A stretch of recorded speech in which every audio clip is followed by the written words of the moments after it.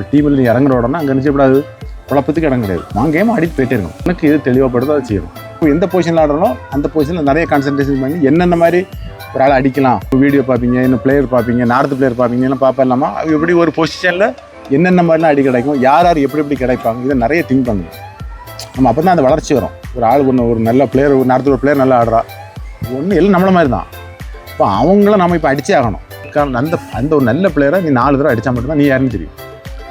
தமிழ்நாட்டிலேருந்து போகிறீங்கன்னா அது முக்கியம். இப்போ எப்படி தமிழ்நாடு செலக்ஷன் வாங்க போகிறீங்க, மேட்ச் ஆட போகிறீங்க, 20, 5, 6 பேர் கண்டிப்பாக கிடைக்கும்.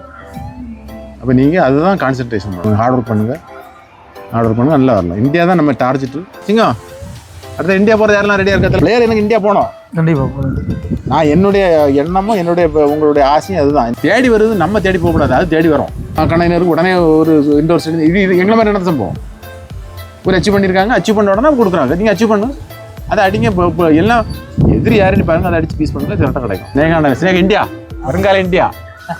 நாம் அடிக்க வேண்டிய ஆளே நம்மளை விட யார் வலுவாக இருக்காங்களோ அவங்கள ஒவ்வொரு சந்தர்ப்பத்தில் ஒவ்வொரு சூழலில் நீ அடிச்சு காட்டணும்.